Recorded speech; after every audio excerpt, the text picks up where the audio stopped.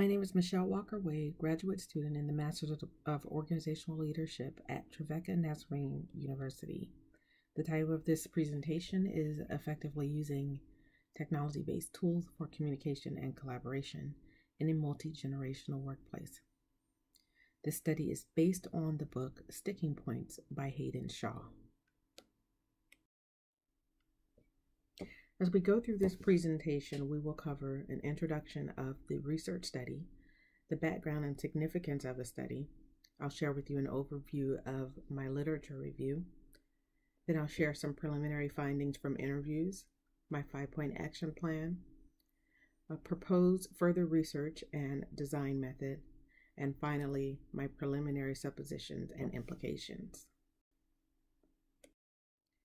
We were asked to look at the 12 sticking points, of which I have chosen communication, and to consider that sticking point from the viewpoint of a problem we are experiencing, or I'm experiencing in my current workplace at the time.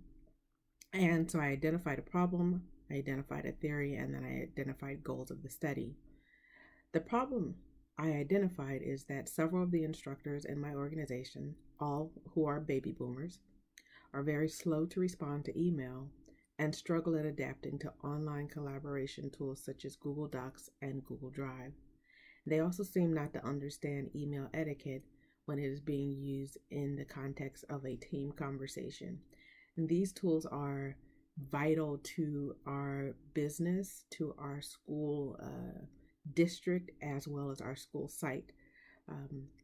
We are very strong users of all of these tools that I mentioned here: Google Docs, Google Drive, email, chat, Google Hangouts, and we are also very strong in the area of having a culture of collaboration.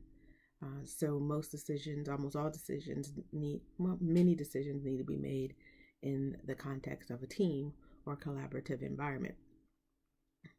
The theory I came up with as to why our baby boomers may be slow to adapt to this type of technology-based communication is that they ineffectively use technology tools for communication and collaboration because of one of two reasons: either their lack of user knowledge, or because it simply feels unsecure to them, and so they kind of shy away from it.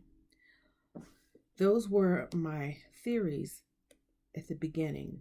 So my goals of the study at that time were to prove or debunk this theory, and to identify possible causes for the knowledge gap or feelings of fear should it prove to be the case, and then to ultimately propose a solution for this problem. The goal was also to examine how we can effectively use technology tools not only to communicate effectively, but to collaborate more effectively.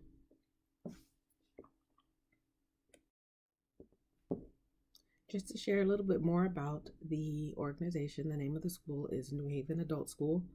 We are a adult public education school in Northern California, and we serve primarily low-skilled adult learners, helping them get the education and training needed so that they can go on to have a successful career or start a career, so they can attend college classes or help their children with academic studies. The teachers on our campus are spread out. The teachers that work for us are spread out across the campus. They work various schedules. Some work on multiple campuses. So it is very challenging for everyone to be off at the same time, out of class at the same time. Another thing that is particular about adult schools is that, just like K-12 schools, we do not attract many Gen Xers or millennials for our teaching positions, specifically in adult education. Because of the nature of our business, most teaching people who come to teach for us are either on their second, third, or final career. They're not looking to work full-time because most of the positions are not full-time. And they are, like I said, on their second, third, or final career. So it's nothing that, for the most part, that people come out of college or in their early years in life, looking to make a long-term career at the adult school. Our school's an anomaly in that we have had the same staff for many, many years. For the most part, we have very extremely low turnover. Because our teachers are spread out amongst campuses and working various schedules, email and technology tools are very important to our ability to share information and to receive information in a timely and relevant fashion.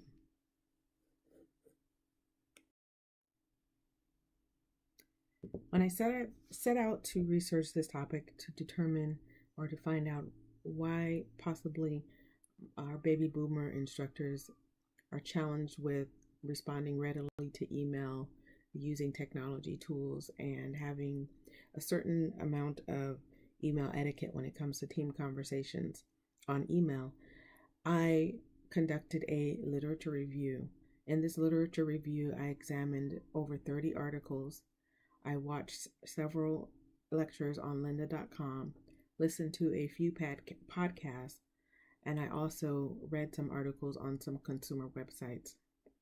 Some of the subjects I researched included multi-generational communications in general, the history of email in the workplace, technology-based communication and computer-mediated communication, technology-based communication and work industries, workplace collaboration, and email on mobile devices. There were other subjects, but these were my primary research topics. My literature review is divided into 4 main areas. Number 1 is the chronology of email in the workplace. Number 2 is technology-based communication tools and its entrance into the workplace. Number 3 is baby boomers and the use of technology-based communication tools.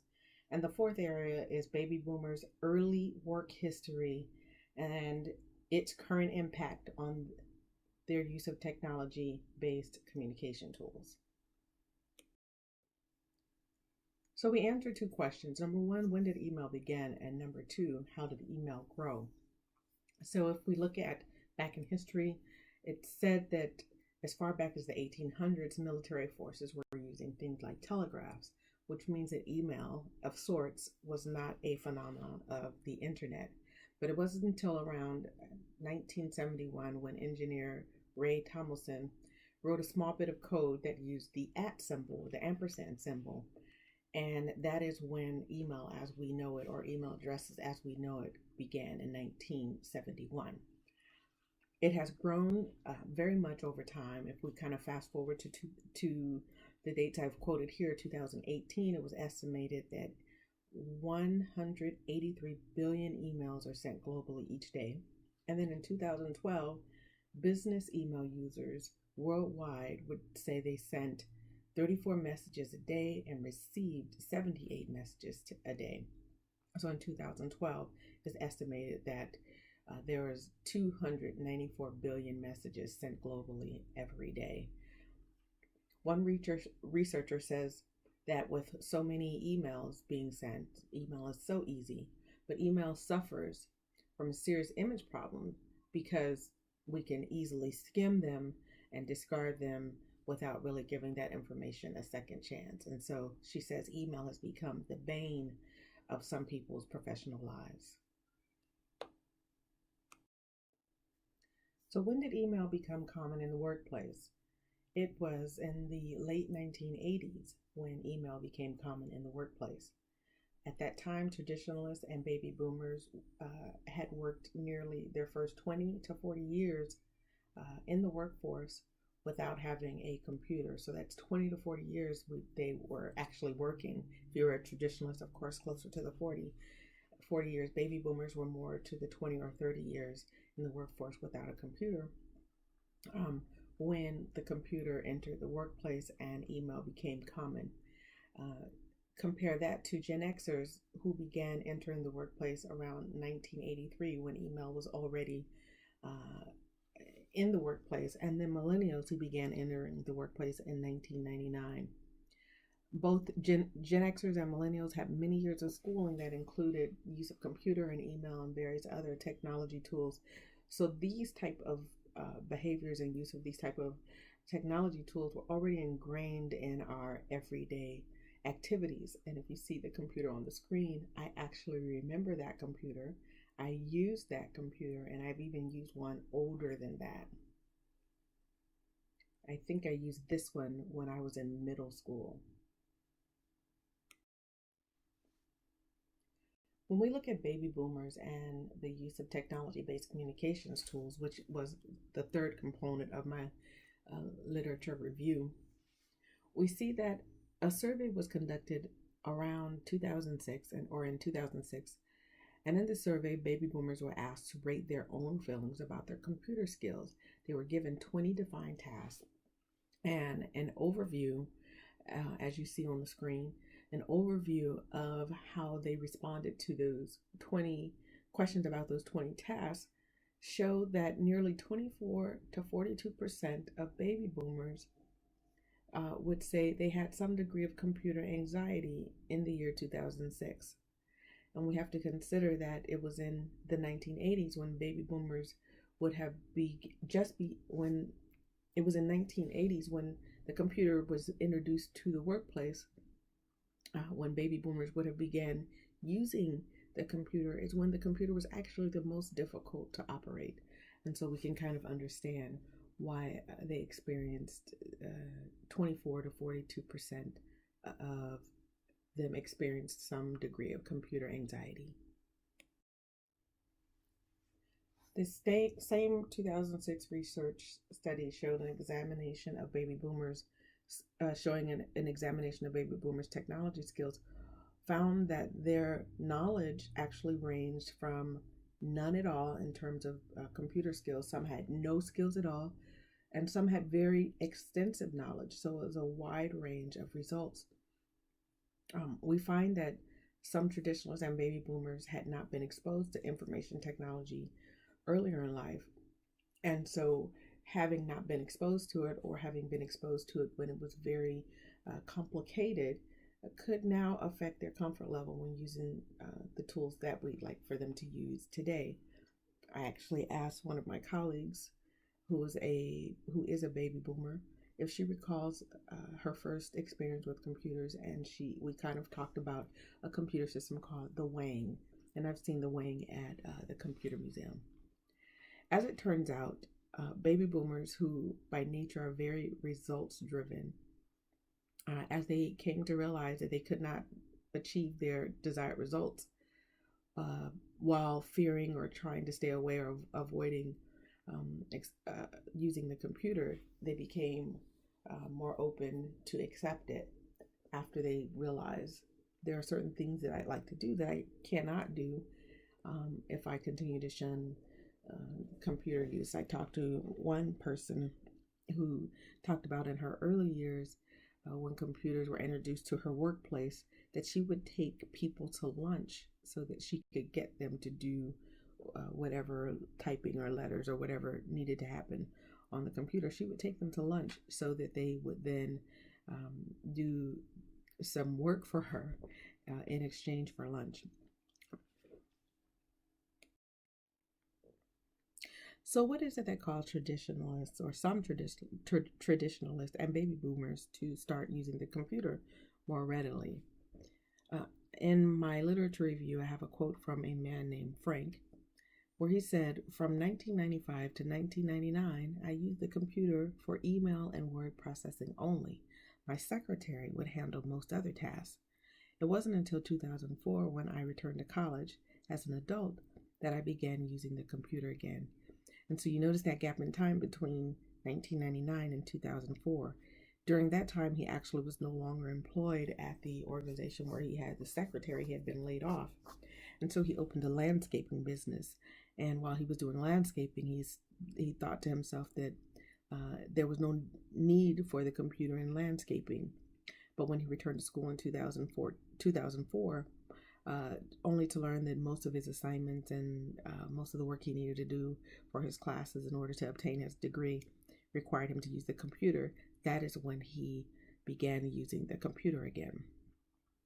We also see some statistics of baby boomers age 50 to 64, where we see there has been an increase in the number of baby boomers or individuals who are in those years who are accessing their health information via their mobile phone or computer. It has increased from 7% in 2010 to 19% in 2012. So just in 2 years, we see it doubled the number of baby boomers who were using their mobile devices for communications purposes. But it was around finding out information about their health, and that was the thing that impressed upon them most to go ahead and take advantage of the technological tools. Then I want to fast forward to 2017 when I note that 98% of the students who enroll in my basic computer class here at the adult school are adults in their age 50s or 60s. I have some 40s, but primarily they're 50 to 60s. And they've worked in fields such as manufacturing. They may have worked in education for pre-kindergarten through 6th grade. They may have worked in food and hospitality services or in retail. And those jobs did not require them to use email as much. They did have some computer systems that they would need to use it, but it was very limited and it was very structured. There were only certain things they needed to use the computer to do, and they used it for that, and that was it. Many of them say the reason they stayed in those jobs for so long is because of their fears and because of their lack of computer knowledge, their fears around using the computer, and because of their lack of knowledge about the computer. So now they're returning to school in their 50s and 60s because they say they want more out of life, they want more out of work, and they want to be able to connect with their family and loved ones online. But when we take a look at Gen Xers and millennials in the workplace, Gen Xers and millennials were the first generation to substitute the word mobile phone or cell phone for the phrase smartphone or mobile device. It is this group of individuals that have helped organizations understand how the latest technologies actually can be used to create more efficient, more high-performing workplaces, places that are more agile, where people can stay connected and people can actually collaborate better and easily by using technological tools such as smartphones, tablets, and also email. Although millennials, you don't see millennials as much on their computers as you do on their mobile devices that they can take with them and take the work with them wherever they might be going.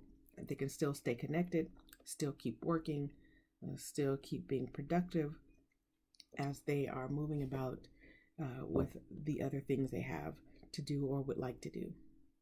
Smartphones have made people more flexible without sacrificing accessibility. Because my literature reviews showed so much variance between baby boomers' willingness and readiness to use email and technology-based communications tools, I started to wonder, what is it that made one baby boomer be more open, whereas the other was not quite as open? And I noticed that there was a correlation between the baby boomers' work history from the 1980s through the mid 2000s. The correlation between their work history and their adaptation to computer mediated communications tools. And what I noticed was that if baby boomers or traditionalists had roles in their workplace where they used technology-based communications tools more frequently, they were more open to use them even today in 2017. They would more readily use them today. So I note this 1990 research of a workplace. It was not on a single workplace. It was on several workplaces. And in this survey, the researchers surveyed 623 employees direct and 89 managers. And with the 89 managers, she actually asked those managers questions that pertain to their staff. From her research findings, she concluded that nearly 1,500 staff, though they were working in a variety of industries and at a variety of levels in those industries, 1,500 staff members did not have access to company email in 1990.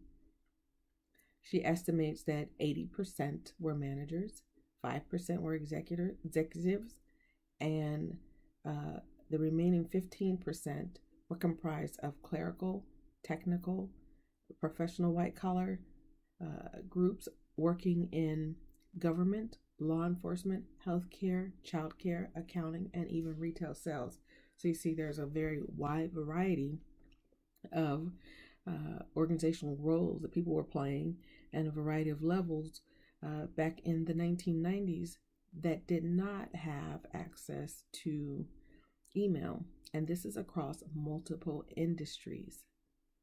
I initially thought that perhaps certain industries would have higher use of the computer in the early years, and especially by the 1990s. But as you see from this research study, even roles such as clerical staff had limited access to the computer, even in a clerical role, or even some technical staff. And technical could be something in medical, could be something like architecture. So they had limited computer access, which I found very interesting. Also, what you'll see on this screen is just a screenshot from her actual research findings, where she asked the question, can the members of your work group communicate with others in other work groups in this company via computer? So 2 members in the same company, but in 2 different work groups.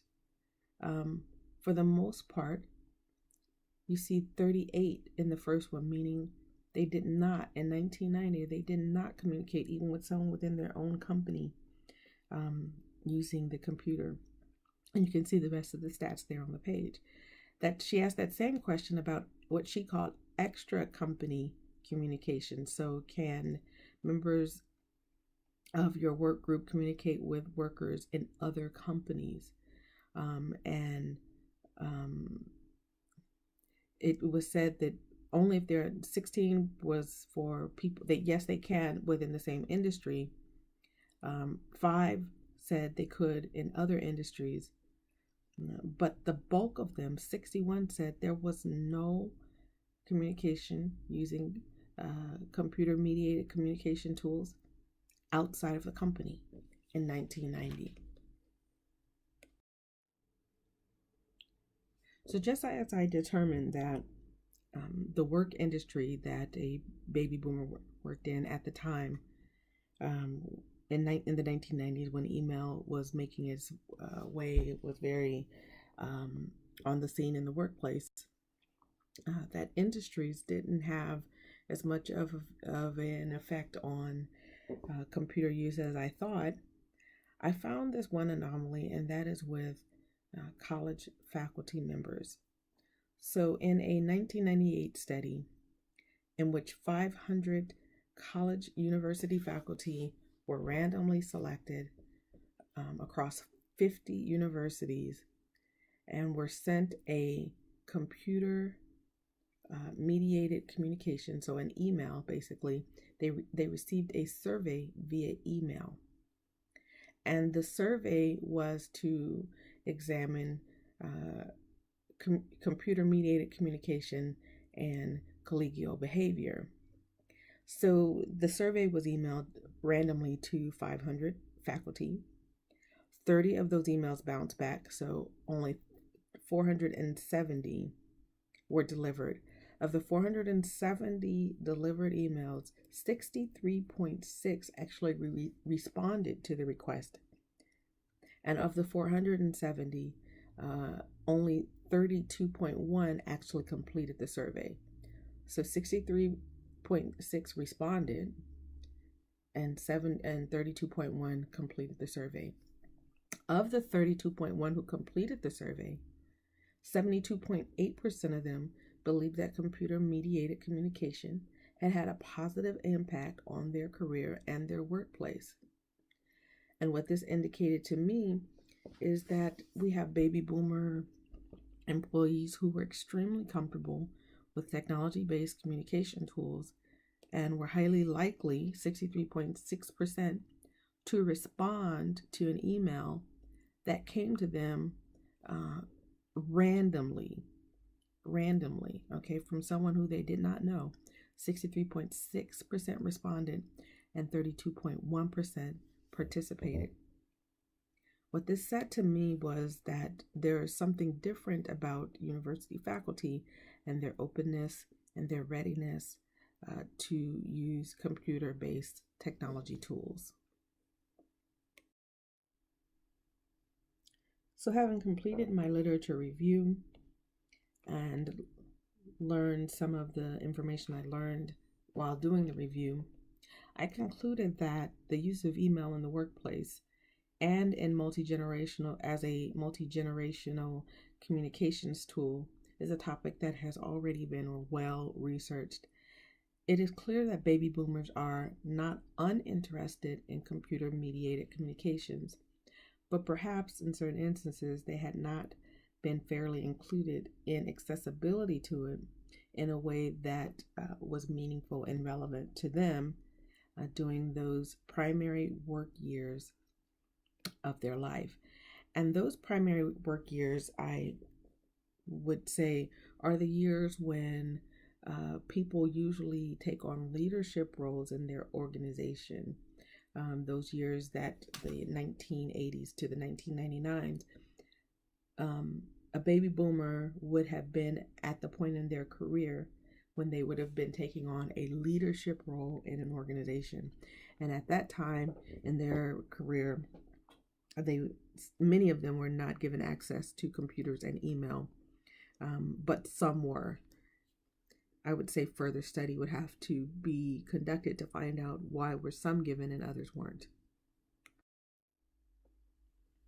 With that conclusion in mind, I went on to think about how crucial collaboration is to organizational work groups in this time in business, and how important actually work mobility is also. Work mobility is a trending norm, and it's something that employers need. In many cases, there is a business need for it, and many employees would like to have the flexibility to use workplace mobility. So the following research question came to mind: how are organizations developing all members of their multi-generational workforce to communicate and collaborate effectively in a virtual world? This is very important when many positions can now be worked from home. And it is said that the work from home phenomenon will continue to trend upward. So how are organizations developing all members of their multi-generational workforce to communicate and collaborate effectively in a virtual world? And when you think about this, even if your employee does not work remotely, let's say he or she does come into your central office or your satellite office for work, the likelihood that they will be interfacing with someone who is working remotely or virtually is very high. So how are we developing our workforce to do well in a workplace environment such as this? I will share my thoughts on the research question a little bit later in this presentation. But at this time, I'd like to share with you some findings I came up with after interviewing some of my colleagues and partner organizations. I contacted 12 individuals to answer some interview questions, and of the 12 individuals I contacted, 2 were traditionalists, 6 were baby boomers, 2 Gen Xers, and 2 I thought were millennials, but as it turned out, only 1 was a millennial and the other one was a Gen X, right on the cusp. For the responses, as for the traditionalists, 1 declined, but 1 has not yet responded. The baby boomers, 4 responded, but only 3 answered the interview questions. As for the Gen Xers, neither of my intended Gen Xers responded. However, because I had received response from the person who I thought was a millennial, who turned out to be a Gen X cusper, I did have 1 response from a Gen Xer and 1 response from a millennial.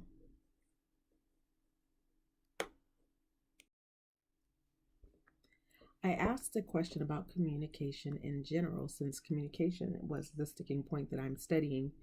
I did not specify technology-based communications. It was just a question about communication in general. And the question is, in your workplace, what kinds of differences do you perceive when communicating with individuals from different generations? One of my baby boomers said that she generally felt like Gen Xers and millennials don't want to hear the history and the considerations. They only want to hear the short, quick answer. Another baby boomer said that traditionalists and baby boomers tend to adhere to structure and to give respect to leadership, whereas Gen Xers and millennials lean more towards challenging the structure, the ideas, and the leadership. And my third baby boomer said, the millennials I have worked for have better computer skills than baby boomers. My Gen Xer, on the other hand, said, I respect the opinions of the baby boomers, and I often agree or take into consideration their advice and their mentoring. With baby boomers, although we are still respectful, we are more opinionated and more direct with one another. So although we respect what they have to say, we are still, as Gen Xers, more opinionated.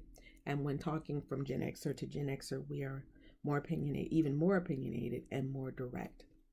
The millennial, on the other hand, said, younger employees speak up when they want to be heard and understood. They want someone to listen to their story. Older employees only seem to open up when they've been broken down and don't know what else to do. They feel like they have to listen to authority, even if there is distrust. When I look at the responses I received, it would seem to me that the question was about perceptions of communication, but the answers weren't necessarily about communication. The first baby boomer spoke, I believe, to communication in terms of how much details a Gen Xer or a millennial wants to hear. However, the second baby boomer talked more about respect for leadership and for structure, which is a little bit different than communication. The third baby boomer spoke clearly about computer skills. She did not even respond to communication just in general. She spoke clearly about millennials having more computer skills than baby boomers, and she also talked about certain things that millennials or Gen Xers may not know. For example, she talked about her nephew who does not know what counterclockwise is because he's never seen a clock other than a digital clock, so he doesn't know what counterclockwise is. I thought those were interesting responses to a question about perceptions of communication. The Gen Xer seemed to give a little bit more informative answer, and the millennial seemed to have the most depth to her answer. Instead of just stating the what, she stated the why. For the next question in the interview, I shared the 12 sticking points, the list of 12 sticking points, and I asked each person to identify which three they would say present the most challenging, to be the most challenging in their workplace, and which three would they say present minimal to no challenges. And as you can see here on the screen, what the responses were, I do want to point out under the three biggest challenges, I put stars by the three people who responded from my immediate work group. Actually, two were from my immediate work group, and then myself, how we responded. And if you notice, knowledge transfer is in all three. However, communications is not seen as a challenge within this work group. But then if you look at what presents minimal to no challenge, which will be our strong points, meetings and feedback are our strong points. So there's a strong connection, I would say, between communication and the success of a meeting, and definitely the success of being able to give and receive feedback.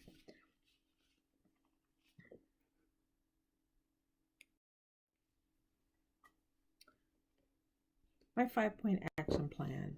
The 5-point action plan is supposed to create an action plan to help bring resolution to the problem I stated earlier in this presentation, which was about baby boomers and their somewhat lackluster response to emails. My research, my interview questions that I conducted really didn't give me any insight to a problem with communication. In fact, they showed no problem with communication. But part of this, part of the research is to create an action plan around the problem that was stated initially. So for the 5-point action plan, I will address my initial problem, even though my interview responses did not seem to represent a problem or present a problem. The 5 points of a action plan include acknowledge, appreciate, flex, leverage, and resolve. So for my acknowledge, I'll initiate a conversation about how everyone feels about group emails and online collaboration tools, and also ask them what they feel about Google Apps. And so that would be my initial acknowledgement. Secondly, I would ask the group to, for my appreciate, I would ask the team to discuss, we can all discuss together why they think group discussions take place via email. I'd be interested to hear that.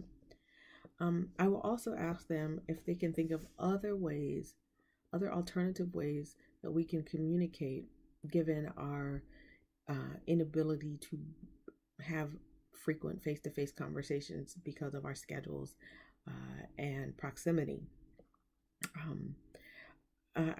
How can we communicate so that frequent enough so we can keep up with the demands of business, even though we have these barriers? I would seek to find out if there's anything we can do to keep the lines of communication flowing. For example, is there more training needed? Or is there some other challenge? So this is how I would show appreciation for how they might be feeling, or my perception about how they might be feeling about email communication. Next is flex. I will implement, to the extent that is possible, the things that my team suggests. At the very least, we can have a trial run, and then we can reassess after we see how the outcomes. Next, I will leverage. Since all of my staff are baby boomer and I'm the only Gen Xer, I hope I'm able to hire a Gen Xer or millennial in the future to help bring the skills and the technical savvy to my immediate work group. And hopefully this will help with some of the slowfulness, if you will, with technological advances. And finally, resolve. If the team is open to receiving more training on Google Apps, I will provide the training at our next professional learning community meeting. I will also help the team to immediately use those skills to fulfill another business need or another training or another collaboration need that we all might have in common. Second, if the Google app training proves to be too challenging or if the team just is not interested, I will resolve at this point, I would say, to use email or video mail to communicate with them. But furthermore, we would probably return to the appreciate, or we would return to a question and answering time where we can talk about how we can collaborate and stay on the same page, even though we cannot typically meet and see one another face to face frequently enough to keep up with the business.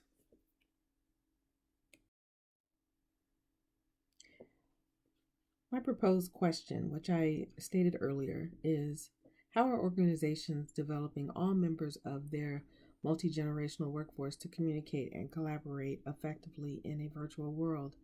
My particular school district is very strong into the Google apps, and each member of our leadership team across all the campuses, so all the leaders at all campuses in the school district have been given a Chromebook, which we use all the time, and we're supposed to use it and bring it to meetings and whatnot so that we can all continue to collaborate virtually even during meetings.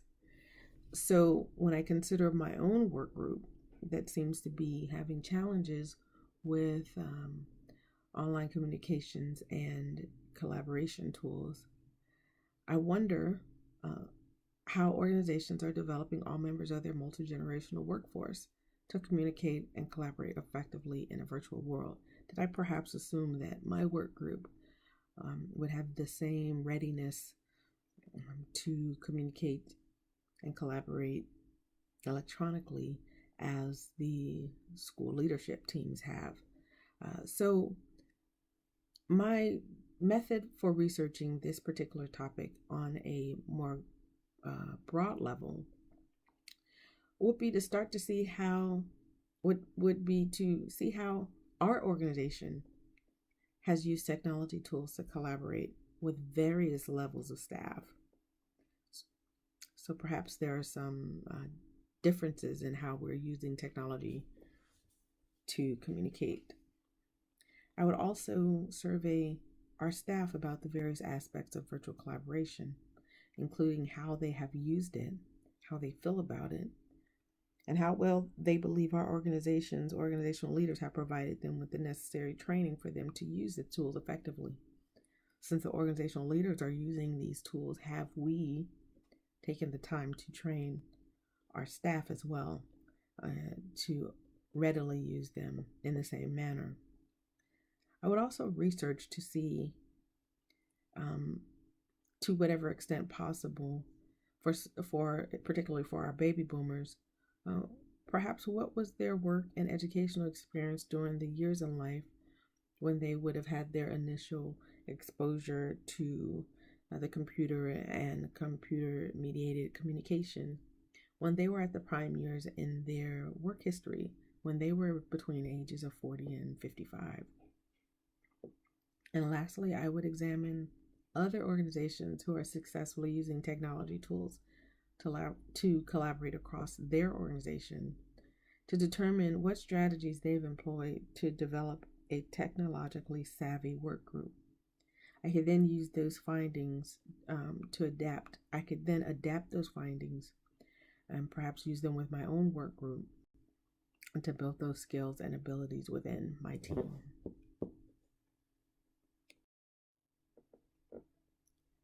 Now, having conducted my research and reported my findings, created an action plan, and proposed some next steps, I think back to my preliminary thoughts on the subject before I got started on this research and where I am now.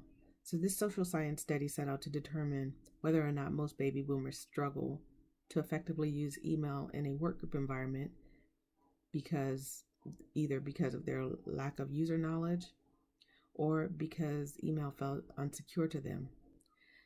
But the literature ultimately revealed that most baby boomers are in fact very much accustomed to email, and that variances in usage of email seems not to be so connected to generational orientation, nor does it seem to be connected to the industry they worked in.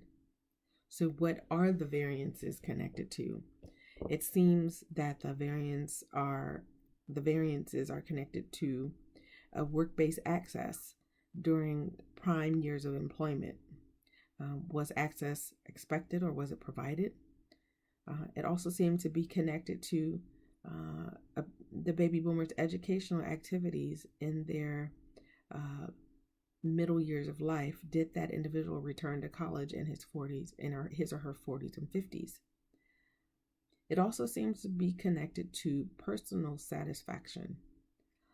Has that baby boomer found a personal satisfaction through the use of technological communications-based tools, either to connect with family or friends, and in particular with healthcare providers?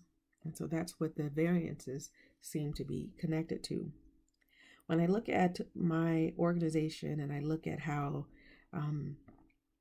the leadership of the organization across all generations seems to be more technologically savvy when it comes to using our technological tools for communications and collaboration. And then when I compare that to some of our teaching staff who seem not to be as open to it or skilled at it, I have to look at within our organization, number one, look at that variance and see what can I do about that for my own work group, but also to look to see how can I leverage it. On our leadership team, we leverage the Gen Xers members' use of technology to help the baby boomers. But we keep the work moving, flowing quickly and easily. But we also, while we're working together, we also end up training our older members, our baby boomers, and our traditionalists how to use those tools themselves, so that when we're not together, working together as a team, or working together in the same room,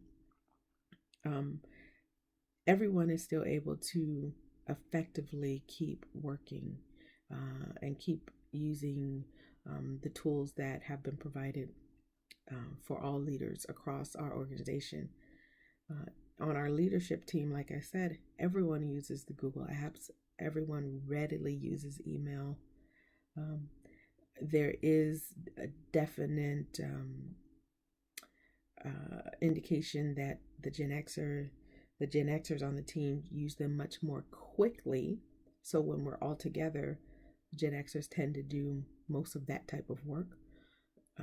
But it does not mean that our traditionalists and our baby boomers do not use it. They use it very with much skill, but not just as fast.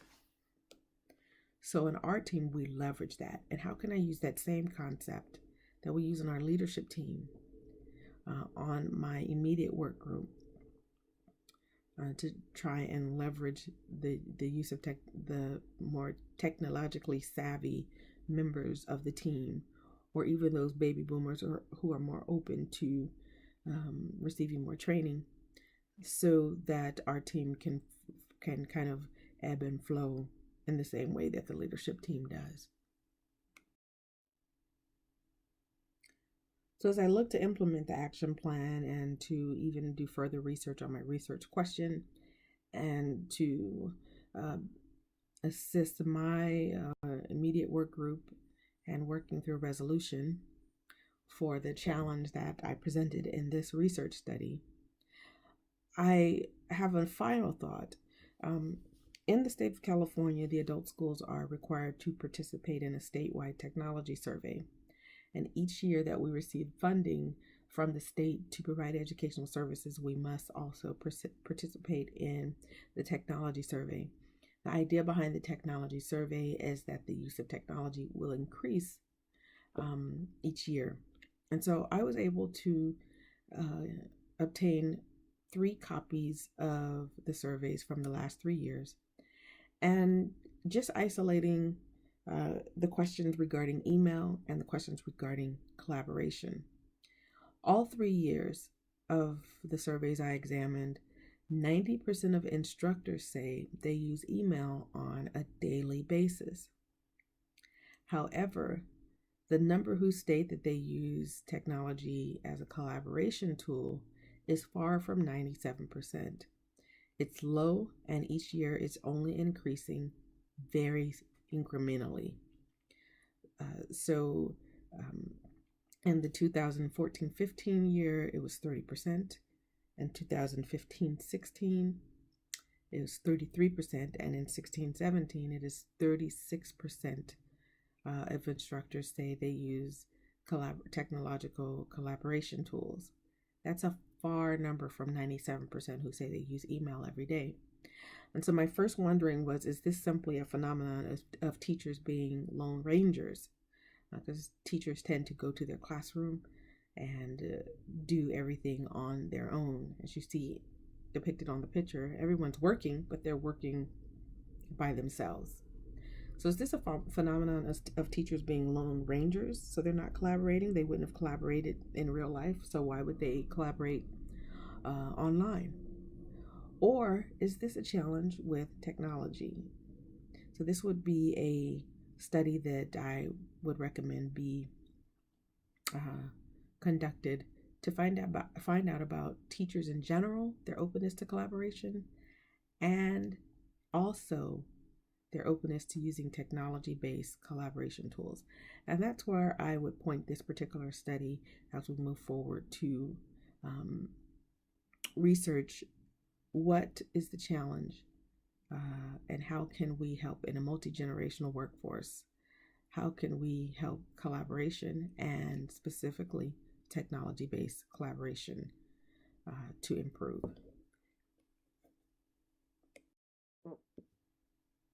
Thank you so much for taking the time to listen to my presentation on effectively using technology-based tools for communication and collaboration in a multi-generational workforce. I hope you found it informative and interesting and will consider further study for your own needs.